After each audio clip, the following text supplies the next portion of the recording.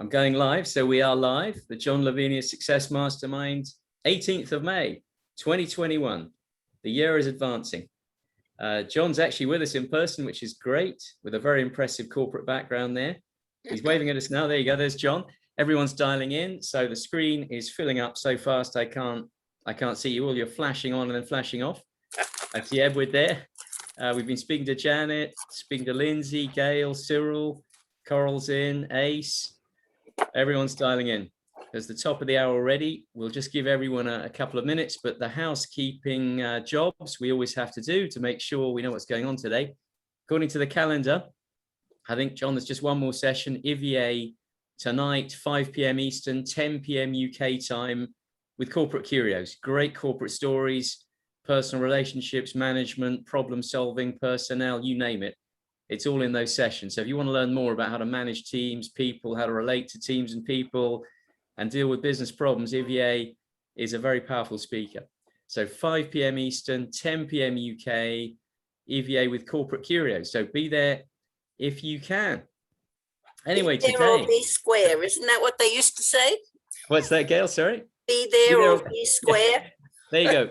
Gail said it, be there or be square. I wasn't daring to say that, but there you go. There's the message for the day. So we got to try and dial in if we can.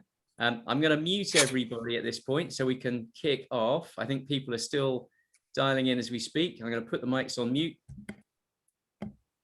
Here we go. So welcome again, everybody. 18th of May, general session of the John Lavenia Success Mastermind. See a lot of old friends dialing in. Great to see everyone looking, smiling and happy and positive today. Some great backgrounds. Daisy's got a very impressive seascape as usual. John with a real scape and me with the 3 white doors Zoom background as usual. Yeah, it's 3 doors this time, John. Anyway, so faith, hope and readiness. That's what I wanted to talk about today. I was thinking a lot about what I needed and what I always need and always trying to plug in and work out what it is. And hopefully some of that's relevant to you as well. So thank you for allowing me to speak about it today. I know people right now, and I'm looking at people right now on this Zoom call who can change lives and change the world, change their community, change their family position. I say this a lot, but I really mean that. And that's the case. And if only those people knew and believed it, it would start to happen, I'm telling you. And those people are you, and those people are me, and those people are us. So if we really believe that we can change lives, we can change our world and our community, we can do a lot. The world needs you all. The world really needs you all. It needs us all. And we're all together in this. So that got me really thinking, looking at the calendar, and I thought, crumbs, it's worth reminding ourselves that we've already come a long way this year. And some people have made some remarkable strides already to progress forward their ideas, their enterprises, business ideas, personal goals. It may not be a business idea, but as we approach this mid-year point, believe it or not, coming up in the not too distant future, we need to keep faith and we mustn't lose hope through what will be obstacles, difficult patches, frustrations, and upsets. There are more obstacles to come in the year. We've had plenty already thrown at us, but we mustn't lose that faith and that hope. And we've got to stand back and say, what do we want and expect our world to look like in December 2021 and beyond? That's what I keep asking myself. And those reflections then took me in all sorts of directions. But as I said, today in particular, I wanted to talk about faith, hope, and readiness. And in contemplating that, I rediscovered the secret of perpetual motion. And John's getting worried at this point, but I haven't completely lost my marbles, John. I've called it the faith, hope, readiness circle. There's perpetual motion in that, as I'll explain. So I wanted to talk about the links between those 3 things and how important those links actually are. They're written about a lot in all the books we're reading, but they're sort of buried in there in different styles of message. But it works like this for me. There's a virtuous circle of faith, hope, and readiness. And that is because faith is needed to generate hope. That in turn generates the desire to be ready to seize what faith and hope later unveil to us. The things we've been hoping for and waiting for. And that readiness in turn generates yet more faith in ourselves, faith in our goals actually coming true. And that's because we feel more confidence. and we're in a state of readiness to proceed. So we feel ready to act, which generates confidence.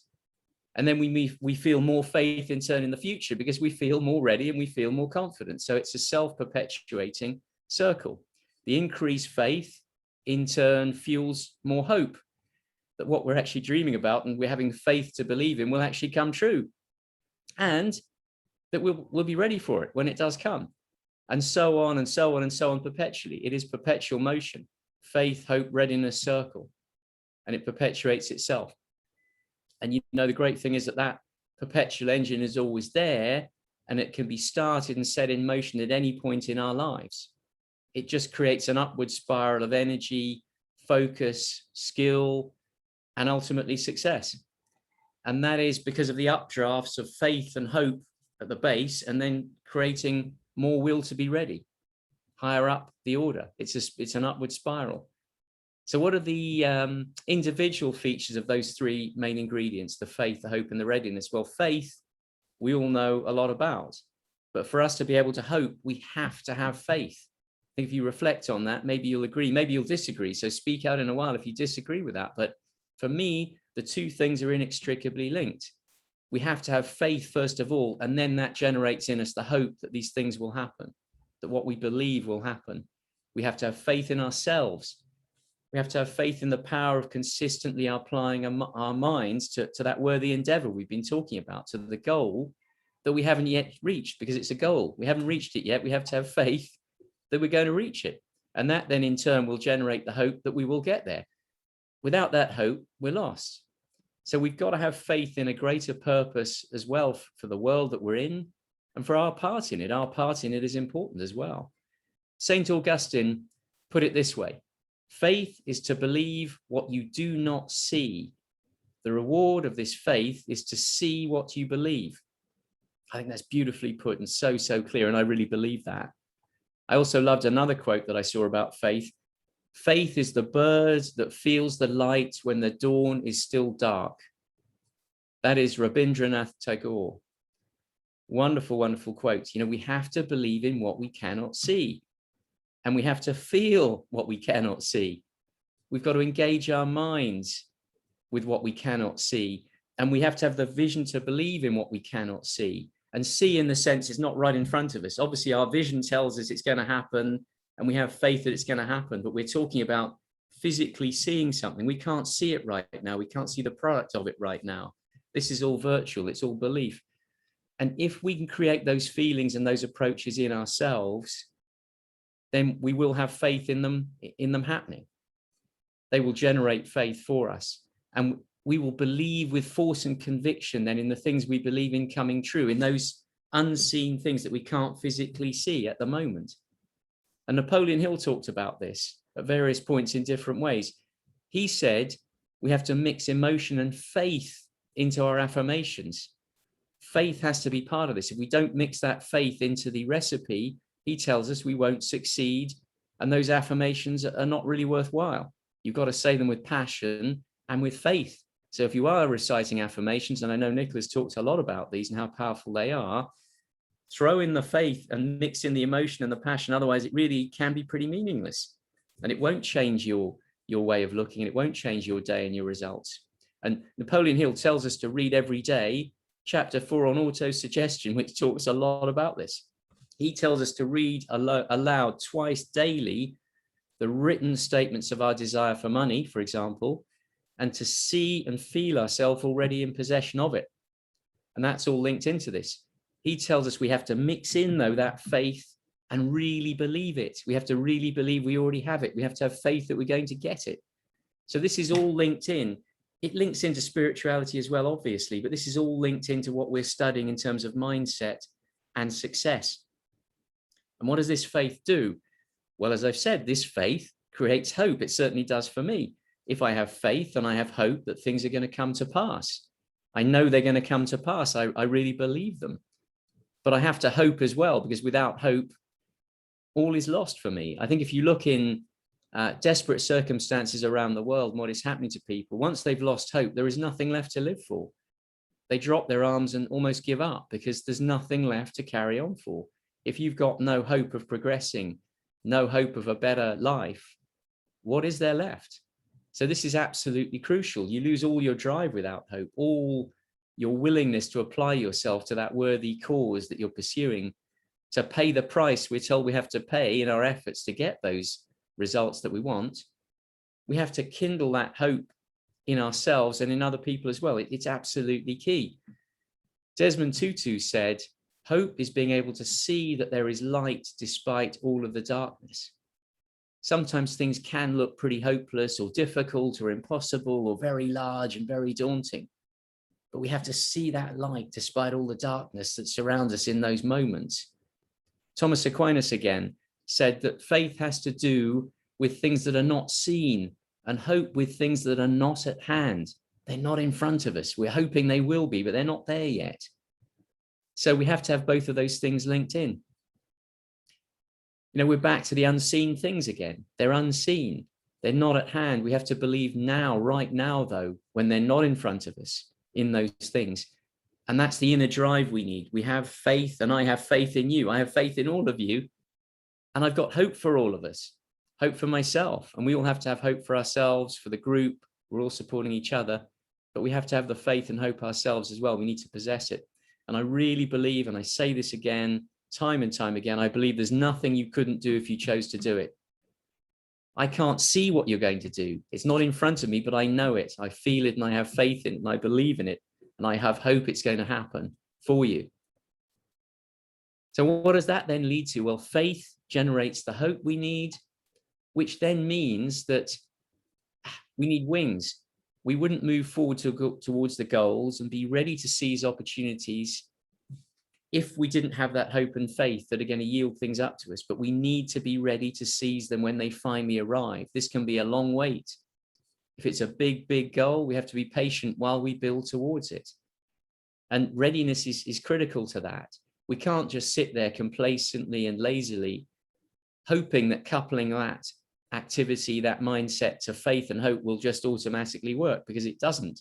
That will yield a very small crop. Laziness and complacency will yield a very small crop in that field that we often talk about. I tried to put it to myself, you know, we can't loiter on the mind street corners. We just can't do that, loafing and hoping. Hope is great, but we have to not only hope we'll spot that passing idea, but put ourselves into the best position to be ready to grab it. And we can't just hope that the skills we need are going to emerge as if by magic at the flash of a wand. It does require investment and effort in ourselves so that we're ready to seize, really grab that passing opportunity, know what it is, know what it represents, and know how it sits in our goals, and be ready with the skills needed to pursue it. We have to put ourselves in a high state of permanent readiness, and as high a state as possible of readiness, to be able to do what it is we're planning to do. And as soon as the opportunity arises, not hesitating. So what can we do? What can we do about this? Well, it's all about practicing. We need to practice. We need to form habits. We need to form the habits that spur us on to practice regularly and consistently. That's in all of the books that we're reading. Consistency and practice, and regularly putting into effect what we're learning. Practice breeds readiness. There's no doubt about that. Practicing skills, practicing our mindset, practicing peace, practicing positivity. All of those things are important. And all of those things actually make us ready. So when the time comes to board that train, we can jump on. We can jump right on as it's moving fast past us. We sometimes don't get two chances at an opportunity. And if we hesitate, it will go. The train will be in the distance down the track. So we have to promote as well in our readiness learning. We have to continue focusing on learning, developing skills. So what can we do? We can sign up for courses. Let's just try them. Read everything we can, hence the book club. That's why John put the book club into this mix. It wasn't an accident. It was no accident that he's asking us to study books every day and to discuss them every week. And Mandy as well. Same thing. They're both pushing us to try and keep us on track to study and learn new concepts. But we can also, to my mind, promote creating an adventure mindset, what I've called an adventure mindset. We can live for adventure, have a bit of excitement, seize opportunity with both hands, if it's in our chosen track, of course. We don't want to go down too many tracks at once, but just don't hesitate and overthink. hesitation to me is the locking of an open door. The door was open, we hesitate, and it shuts. So we can't do that. We have to change to that adventure, creative mindset where we're ready to have a go. Sometimes you've got to say, what have I got to lose? What have I got to lose? What's the downside? Look, let's try it. The more things we try, the more chance we have that one of them will come good for us. Not everything will work, but maybe one of them will. So, you know, I thought again about this. What can I do? What have I tried to do? Well, I've tried to change my routine, refresh my outlook. Let's sit in a different cafe sometimes, take a different route to the one we normally take. Let's speak to people we've never spoken to. Let's just try a few things we've never ever done. Maybe eat a new dish, read a new author, read a new mindset book, take a new course. There is a whole plethora of things we can throw in. We need some wild cards. We can get very set in our ways, not have the adventure mindset, which may lead to that hesitation at the vital moment and the fear of seizing the opportunity, because we're not opening our mind every day to being slightly more adventurous until we feel comfortable and natural with adventure and not afraid of it. I think we can really shift our whole being, our vision, and our perspective that way. And then again, we can just become more familiar as we can be with our chosen subject. Let's just immerse ourselves in our chosen track and field, whatever it is we've chosen to do. And then we can be really, really ready to recognize the opportunity. It's about recognition. How many times have you looked back and said, gosh, if only I'd realized what an opportunity that was. I let it go, damn it. Now, that needn't happen if we're in a high state of alertness and awareness of our own chosen field and path to that field, because we tend to spot things then. They tend to occur to us as we see them, where we might not notice them in the same way if we didn't have that mindset. So we need to be really familiar with the territory we're diving into to spot more of those opportunities. Readiness doesn't just happen, and Mark will tell you that. It takes years of training to be ready. I'm sure Mark will affirm that, and hopefully he might speak about that in a minute. But we have to train ourselves and form constantly positive habits and skills, new skills, to be in that state of readiness. We've got to put ourselves in the right state. It doesn't just happen. We put ourselves into that state. I also thought about teams like this mastermind group. We have to assemble a good team around us as well to be ready. That's your team you're building. It's your jetpack you're building. So you can strap it on when the opportunity that goes past and you've seized is there in front of you, but you need to act on it. You need to have the right people to help you to plan it properly, execute it properly, and get to that goal. So you've got to have a team around you too. And we're told again by Napoleon Hill, knowledge is 10 a penny. So focus on your mindset, being ready, having faith and hope. Don't worry at the moment about the knowledge. Try and get the knowledge as much as you can in your field. But other knowledge you can buy in and you can get help with. Don't let that put you off. But the team will help you seize the day. The old carpe diem again. When it comes, the team will be there so you can plug in straight away and say, hey, I need help with this now. I've got an opportunity. I'm ready to go. Not, well, there's this opportunity. This time I haven't hesitated, but I'm not quite ready. I'm not sure what to do or who to speak to. Pre-plan. Think, what am I going to do if this sort of thing happens? Who am I going to speak to? Can I get to them? Have I got the right advisors, the right VA, the right team members? That struck me with force. The great thing is, though, that the virtuous circle appears closed. The circle looks closed, but it's perpetuated by this readiness.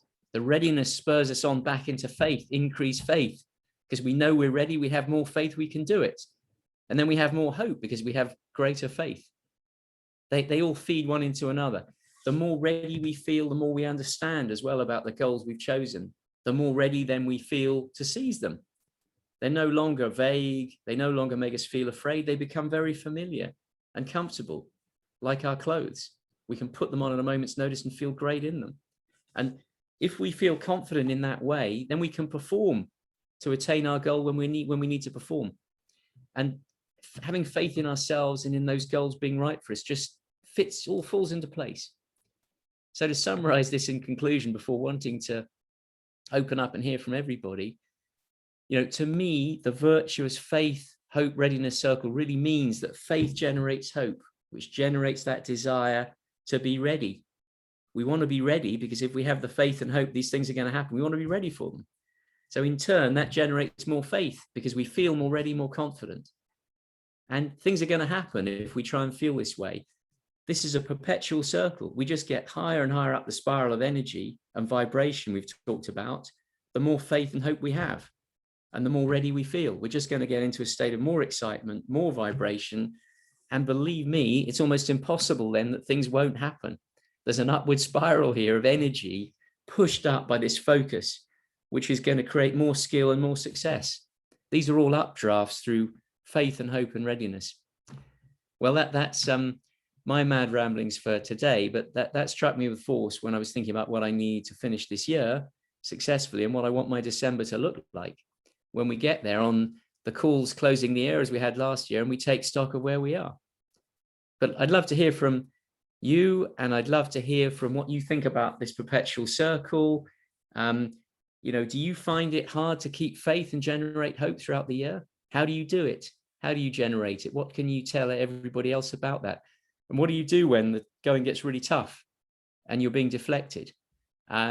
Share those hints and tips. It's a great help for everyone to hear them, really. So I know we've got Mark on here and Nicola, all of whom have been in these areas. So please, everybody, speak and come out. Let's hear somebody to open the floor. Everyone's being very quiet today.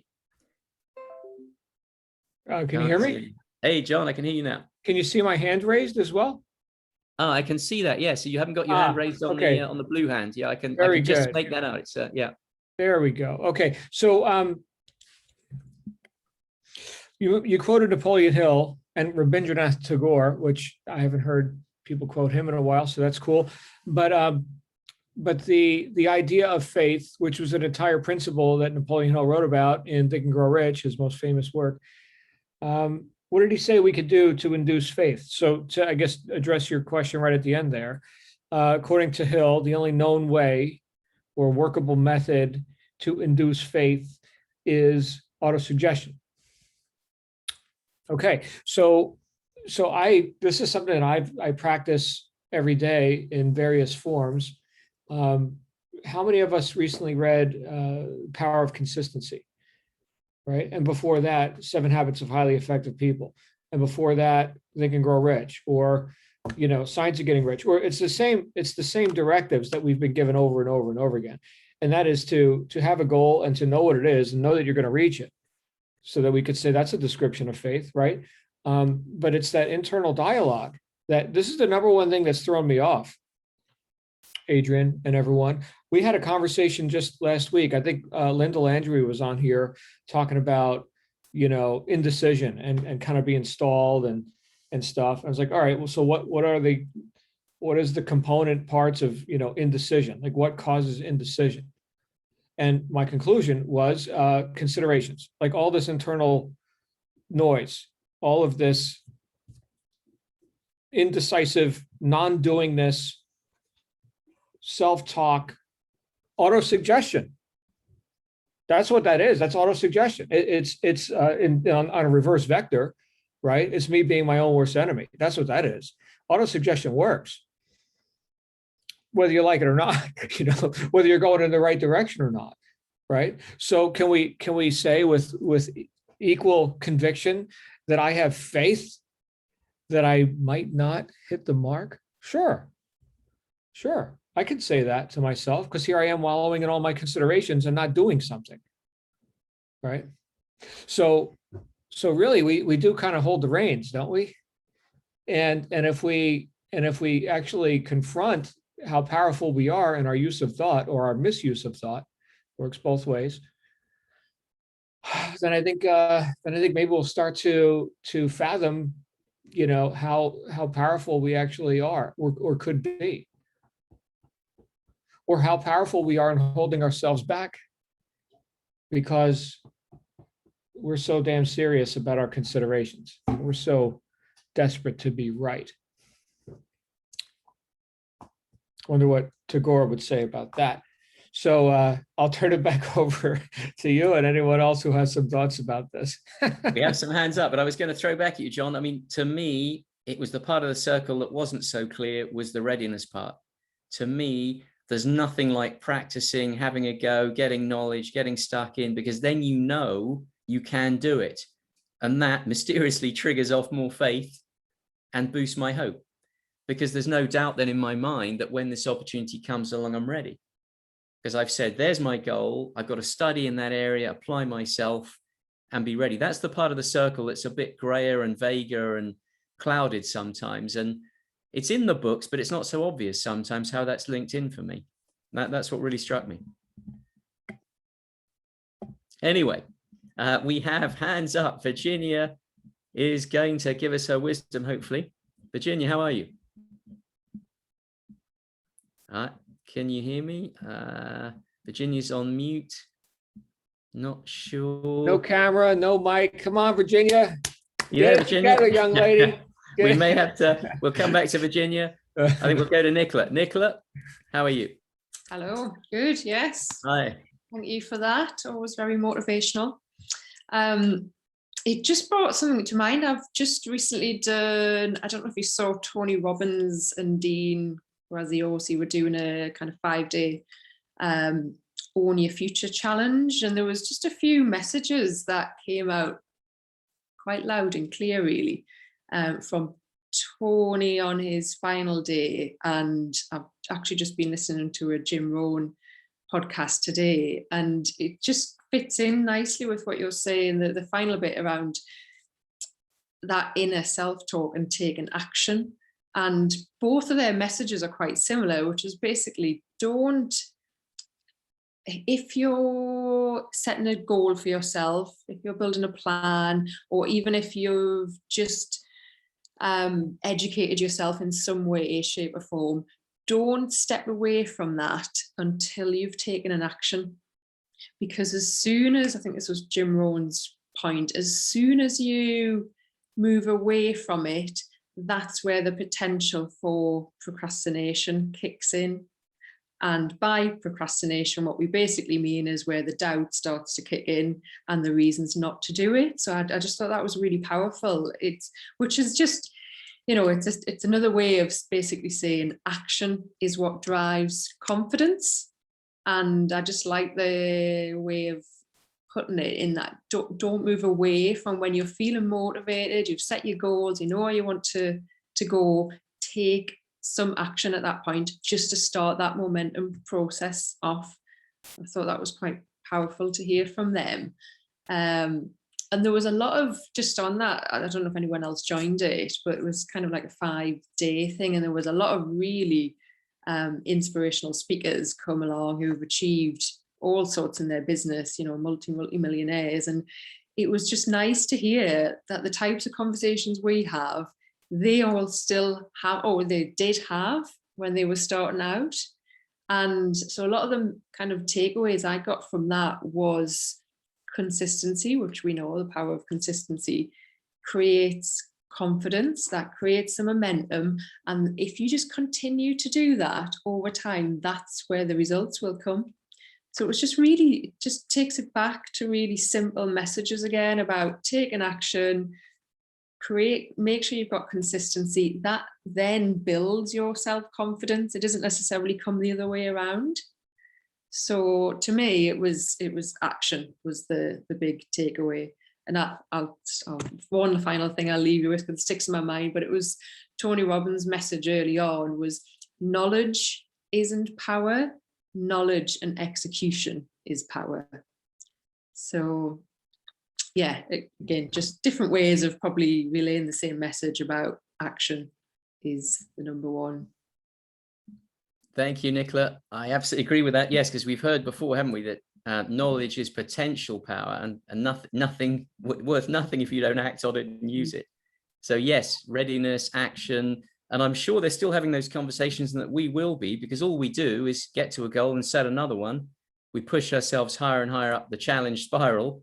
So we're still going to be having this debate no matter how much success we get, because you always have to stump up and get to the next level, push yourself a bit harder. This will never stop. So I'm pleased to hear what you said, and I absolutely agree with it. Action, readiness promotes everything in its turn, and action is crucial. The gaps come in, we fall into those gaps, and then we just sit on broken dreams, piles of broken dreams. I really agree. Thank you, Nicola. Virginia, we can see you now. We can hopefully hear you. How are you? Sorry, I probably I had just gotten a phone call from my corporate job, and turns out it was the CFO of the company wishing me happy nursing month. And so I took that opportunity to chew on his ear a little bit. Anyway, so if you called me, I was otherwise occupied, sorry. All right, so I put in the chat about, I love this topic on faith, Adrian, thank you so much. As a result, I just missed what Nicola said, so I hope I'm not repeating what she may have already said, but I put in the chat about we can't see a seed that's buried in the ground. We don't know that the roots are going down and that all the foundation is being set and everything. And, that it finally breaks through and you see that little bit, that's coming up, the greenery. That was also illustrated in The Law of Attraction, the movie. Rhonda Byrne did that or whatever. So if you give up, then okay, that seed's just going to shrivel up and go back down. Many religions always based on faith, so that goes back thousands and thousands of years. And, that's the evidence of things not seen. Now, I do feel that you also have to listen to your inner spirit and soul, because you might have faith for something, you might want it to happen, but you might be forcing it, and it might be not causing peace in your life. It might be causing a lot of stress. Doors may be closing instead of opening. And then that's something that you have to say, well, even though I want this to happen and I want to believe that it's going to happen, this opportunity is closing right now. And so that means another one will open up for me. So just also being, it's a holistic approach on there. I mean, I would like to have faith that I'd be a prima donna ballerina when I was a child. However, they don't come at 5'10". Let me tell you, it doesn't happen. And I also had the faith that I would be a rock star singer, like Stevie Nicks was my goal, but I don't have that voice either. So some things we are limited in, even though we think we can do everything, we do also have the talent needed, the capability to do some of those physical things. My 2 cents for the day. Virginia, that's great wise counsel from Virginia, getting us back down to earth there. Absolutely true. Yeah, sure, we've got to have a reality gauge as well. Reality check. We've got to be kind to ourselves and that inner spirit you mentioned, and to our soul, and we've not got to be too hard on ourselves. We're all trying very hard. We're setting big goals. Faith and hope is going to drive us on, but yeah, we've got to be realistic and we've got to be kind. And I agree with you, Virginia. The unseen seed, James Allen and the garden, we're cultivating a long-term crop. And as John told us many times, we don't put water on the crop and see it grow straight away. It takes months for it to break through. So it's that unseen belief in the unseen that it will break through when the harvest is due. We all know that happens, but yeah, sorry, Virginia. One seed grows up into a tree or whatever and propagates so many more seeds. And then you get multiplication, you get 1,000-time return. Absolutely. And they say these big forests can have originated from very few trees, from one tree and one acorn. Can generate a whole forest. Absolutely right again, because once we're on track, it's self-perpetuating. We feel more success, we try more, and we'll do more because we're in the right mindset and we're feeling wins, which drives us on. I agree with you, Virginia. Thank you very much for that. We have Thank you. Stefan. Thanks. Stefan has his hand up. Hi, Stefan.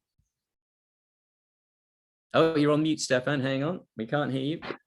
I was trying to get the button and the screen kept on flicking up and down. No problem. We can hear you now.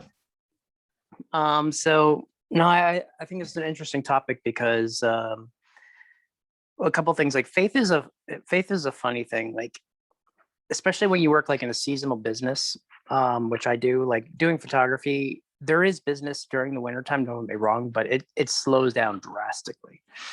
And every winter when it comes around, it's hard not to get desperate or like figure out like, well, what am I going to do? What am I going to do? What am I going to do?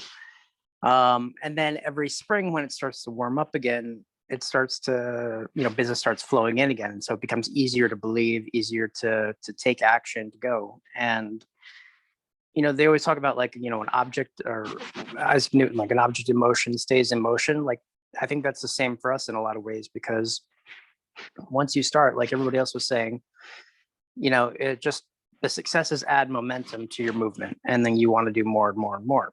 It's just when you reach the other end of the spectrum, figuring out how to focus on the good part of the year or whatever. Like once enough money comes in, you could save to plan for that. But I just thought it was an interesting thing because it's something that I've been thinking about a lot lately. Stefan, that's interesting. I mean, we have those down cycles in any year, in any business period, and the danger is that we end up in the doldrums, as they say in the sailing and nautical world, becalmed with the wind having dropped. And it's easy to fall into a torpor and just sit back and have a bit of a break. But actually, that's the time we should be going for it, building our action, our preparedness. And as Nicola was saying, act, get ready, do things, invest, plant more seeds. And it's, yeah, it's a discipline. It's, again, that's one of the habits we've got to form. It's a habit. It has to be automatic. The moment there's downtime, we know what we're going to do with it. Exactly. It'll pay dividends. I agree with you, Stefan. I agree. And it's hard to see that, isn't it? The other thing that I thought was kind of interesting is when you're talking about like faith being misguided to some degree, or being aware of like misguided faith. Like I've been in that situation before where I tried to convince myself wholeheartedly that this is what I wanted, like whatever that situation was. Like, for example, I went to culinary school. Largely, I think now in retrospect, because I wanted to honor my dad and like, just, I didn't know what the hell I wanted to do. And I tried so hard to convince myself that I really loved it. And with every bit of devotion and fervor that I put into that desire, the more miserable I became. And that's when it became clear that it was the wrong thing. So it's a really big problem, Stefan. Yeah, I agree with you. I mean, we have to be careful we're not wearing somebody else's suit as we step through that door, because it ain't ever going to feel comfortable. It will never fit properly. And we'll be miserable. So we've got to keep testing ourselves. And maybe that big goal, as Virginia has pointed out to us, is just not quite right for us for whatever reason. We're not able really to do what we should be doing. We don't feel really engaged with it for some reason. We've got to discover that and never be afraid to change track and do a U-turn. It's never too late. Never too late. If we're pursuing an ideal, a worthy ideal, as Nightingale puts it, then it's never too late to pursue it. At least we've done it. So yeah, Stefan, brave and right, to change course. I agree with you. Otherwise, we end up slavishly doing something we think everyone's expecting of us, which is not a formula for success and happiness. It's called 9 to 5. 9 to 5. Not what Nightingale would have called success. Earl Nightingale, pursuit of a worthy ideal. Well, if it's not your ideal you're pursuing, you're not really pursuing anything properly. Yeah, in my view. So I agree with you. That's great, great advice, Stefan. Thank you very much. You're welcome. Edward has his hand up. Edward, how are you? I'm doing good. How are y'all? All good here. Everyone's smiling today, which is good to see. Absolutely. Well, this is really speaking volumes to me today because if you think about it, this is so revealing. It's revealing to you and your business. I mean, what John said about the auto-suggestion being positive or negative, and you have to decide which one is the most powerful to you. And one of the biggest things that happens is that the negative self-talks make you stop, and you have to get yourself going again. And one of the ways that I always keep myself going is I have this book that I've used for a long time. It's called The Greatest Salesman in the World by Og Mandino.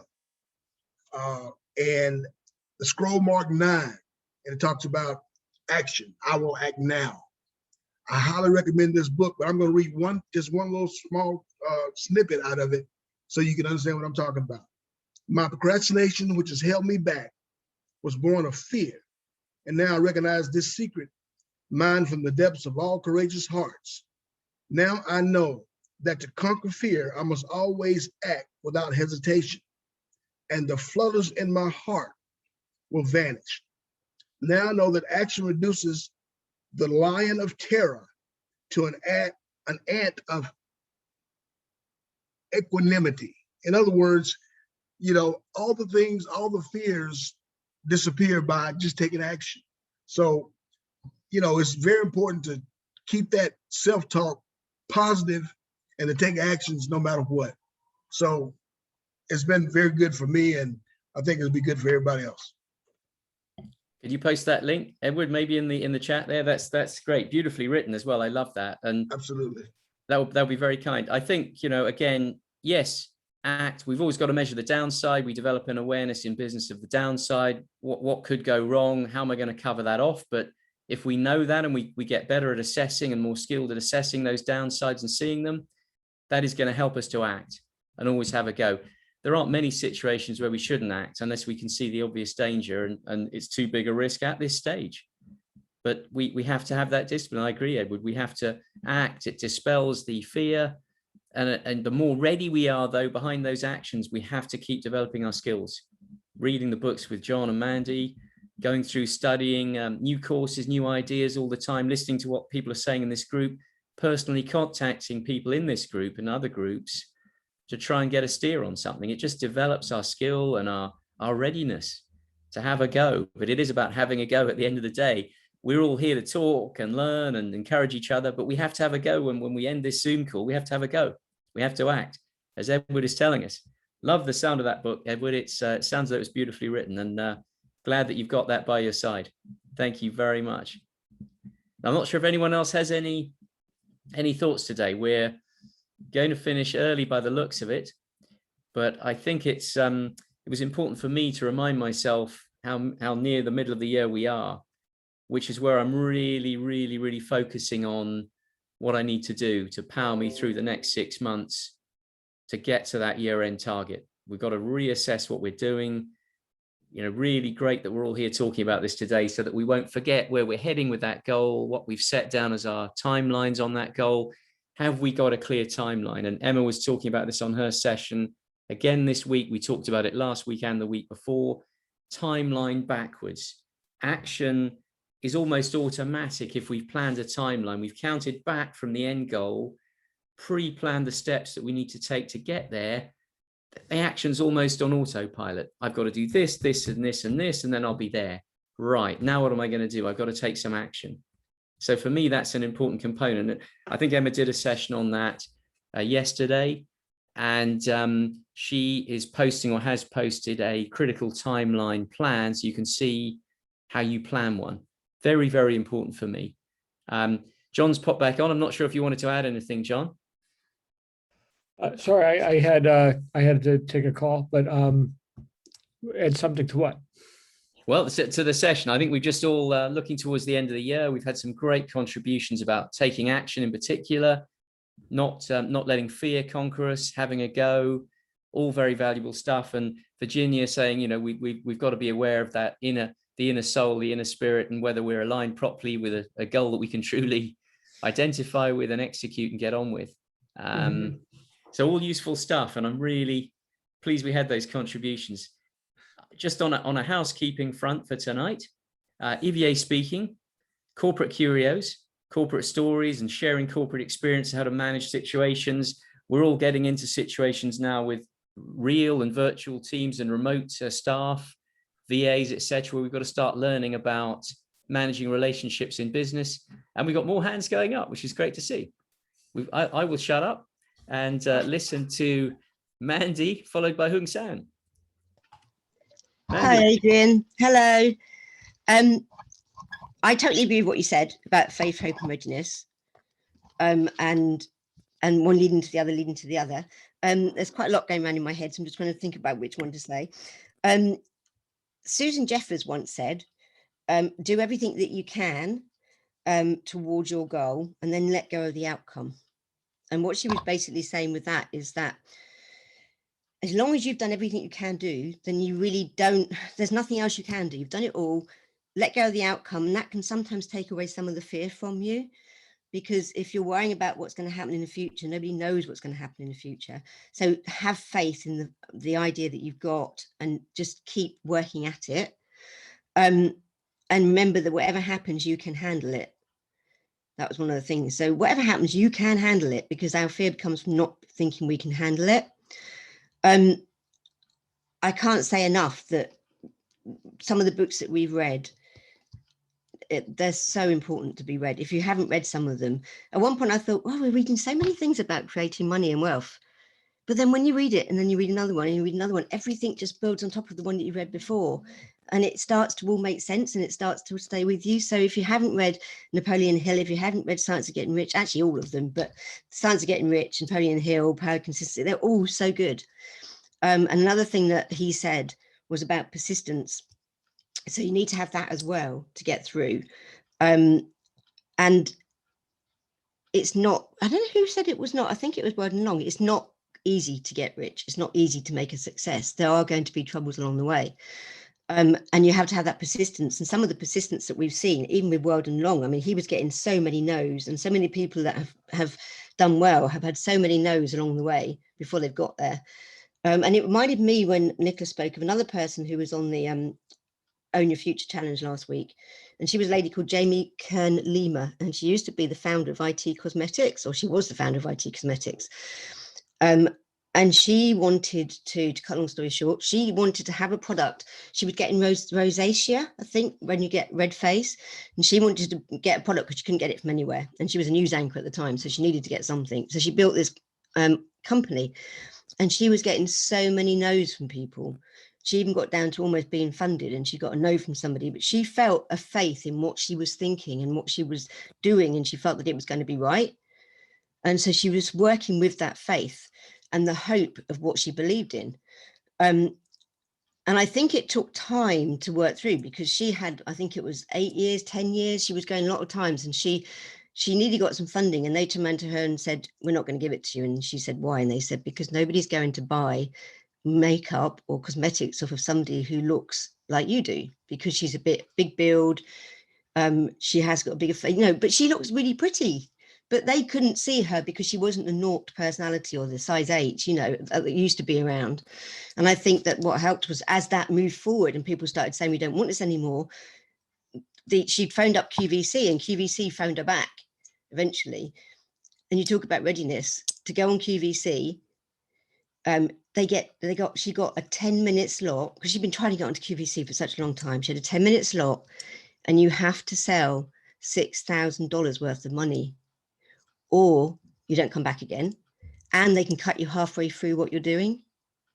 So she had to spend £200,000 to get all of the products that she needed so that she could put them up for sale and have that faith and that hope that it was going to work. And they wanted to, again, have people that were really pretty and everything else. And she wanted to have these different colors, different ages, all the people you wouldn't expect to see. And she went with what she felt and what she thought. And she did it. And it was either going to bankrupt them or it was going to make them. And to have that sort of faith and have the readiness to have it all there. And they started selling out as she was on there and she was going through everything. And she hung in there, and it was just amazing to see. But she was ready. She had to have all that stuff. So sometimes you think things aren't working out, but just stay in there. If you have a faith in what you have inside of you, don't let it go. Don't give up. Just keep trying and keep doing it. And you don't know, as I said, you could be 3 feet from the gold. You don't know what's around the corner. So I hope that helps somebody. But yeah, just keep going. Brilliant. Well, you've unleashed a torrent of ideas on us there, Mandy, and all extremely interesting and valuable. And a couple of things struck me. Yes, you talked about letting go of the outcome, the objective. Absolutely. And the interesting thing is sometimes what actually comes isn't quite what we'd planned, but it's equally valid or maybe more so. So we've all seen that. How many of us got into this journey to do one particular type of thing on one course, and suddenly we find ourselves in a very different position. Many of us in this group, I think that applies to. So yeah, if we just have that faith and keep going towards the goal, interesting things will happen. Maybe something you hadn't even been aware of that will present itself. So I absolutely agree with that, Mandy. And then you raised thoughts on obstacles as well for me there, talking about this lady having been rejected. We hear so many of these stories about authors, business people, etc., just being rejected by hundreds of people they've applied to for funding, for a startup, for a book being published. How many times has that happened? In fact, there's probably very few people it doesn't happen to, including Walt Disney. There was some staggering statistic as to how many times he went with his ideas. And we're all going to face this. I've faced it. And I think you've got to go round. There's always a way round. Sometimes you're never going to fit. We will never perfectly fit someone else's idea of what they want. Sometimes that means we have to go direct. We have to go straight to the customer and grab the bull by the horns and go for it. I really, really believe that. I've done it myself. I wasn't really getting where I wanted to get when I first started out. I had to set up my own firm. I had to have the faith to say, I know I can do this job. I know I can give good advice to people. I'm just going to set up on my own. Sometimes it's time to take that leap and to go with it. I really agree. Mandy, you've thrown up all sorts of interesting thoughts there. Thank you. Thank you. Hoong-San has a hand up. Great to see you, Hoong-San. Oh, hello. Hi, Adrian. Hi, Hi. everyone. Hello. I just want to respond. Actually, Mandy, what you said was absolutely great. Like I felt it so much. Like I needed to hear it. It was great. Thank you. But yeah, I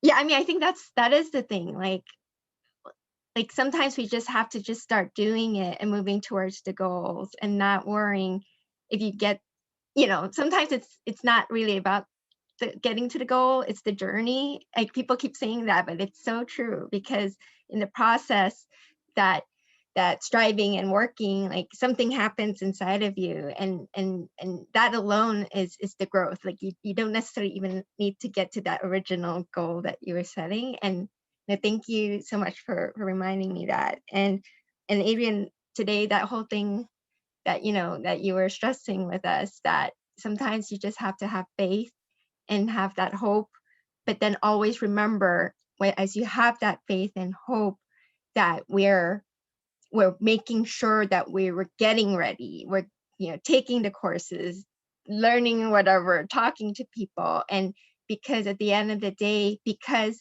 we have that faith, we're actually acting and doing and building ourselves up inside and in our mind. Like we become ready for that quote unquote luck that comes along because of that. There's that saying, like, it's not necessarily luck. It's how do you say? It's because we're ready and we've been preparing ourselves that we're able to seize that opportunity that we call luck. Because if we hadn't been getting ourselves ready, getting our mindset ready, everything, like you can't even make the most of the opportunities that present themselves, or even recognize them for that matter. So thank you again for that reminder, to just keep going at it. And yeah, and also the whole, what Virginia said too, the whole, like, sometimes you plant seeds and the roots are growing, you can't see, but there's something happening. And it's, yeah, just trying to remind myself. And thank you so much again for today's talk. Appreciate it. Lovely, Hoong-San, that infectious energy of yours again. Lovely to see that. Lovely to hear it. I think it encourages everybody. And I love that. I mean, don't overthink it, have a go. It's the journey that counts, because that's what grows us as we go, and that will get us somewhere. It's that journey that Hoong-San has mentioned, which is so important. We're all on our own journey as well. Don't judge by other people's journeys. Just have a go, get on with your own journey, and you'll start to feel better immediately about yourself and where you're going. It just happens that way. That is the immutable law of nature. In terms of taking action, one of the things we can all certainly do now in this preparedness, readiness time is to build followers, build a tribe, as they call it, build fans. That will help with whatever it is you're going to try and sell to people. If anyone's in any doubt about how to do it, speak to John, speak to Shannon. They're experts at how to do that. They're experts at how to contact people, reach out to them, build connections, how to present yourself. Do that now. Don't leave that until the last minute. You can all do this. We can all do it right now, so that we're gradually gathering connections. And I think John will tell us, I'm sure, it's those connections that make the difference between you being an entrepreneur or just someone that turns up and takes your paycheck. It's the ability to sell and connect with people that is the difference about becoming an entrepreneur. You've got to have something of value to offer and be able to sell it into a network. Those are the people that command the commission, the fees, the sales commission. It's not by accident that we go to a real estate agent who can sell. It's not by accident that we go to auction houses that can sell, or auction sites that can sell, or marketplaces that can sell. We are paying for the privilege, and sometimes huge amounts of money, for those connections, but we can build those connections ourselves too. And that creates our own power and our own readiness, because then when we're ready, we can put forward to those people our proposition, and providing you've done it genuinely in the right way and you're aligned and it's all right and it's all genuine, you will sell, and you'll start to sell vast quantities. And I think John would probably confirm that. But so there's one example. You know, Hoong-San's talked about having a go, the journey that matters, but in this readiness time and preparedness time, we can at least do that now. Start building that fan base and those contacts, all of us, because all of us will find it will take us somewhere. So that's what you triggered off there for me, Hoong-San. Thank you very much. Thank you. We're approaching the top of the hour. I'm not sure if anyone else wanted to pile in at this point, but we've had some absolutely brilliant contributions. Been very interesting to hear all of that, hear about Edward's book, which I'm certainly going to get hold of as well. Just on the last housekeeping reminder again, EVA tonight, 5 p.m. Eastern Time US, which is 10 p.m. in the UK at the moment. Great session. I was going to leave you with a quote. I'm so pleased that we were all together today, and I feel really pretty charged up after that. Quote for you today: "The new dawn blooms as we free it, for there is always light if only we're brave enough to see it, if only we're brave enough to be it." And that was the UK National Youth Poet Laureate Amanda Gorman. Beautiful way of ending up and hopefully summarizing certainly my thoughts and our thoughts today. So thank you really, really for being here. Lots of sessions this week coming up, and John and Shannon also launching some more of their CEO sessions, which will be fantastic in terms of connecting and how to do it, which will be another boost for us on this charge towards the year end and our goals. So thanks for joining, everybody. Brilliant to see you. Thank you all for speaking. Thanks for being here. Take care. See you soon. Bye for now. Goodbye.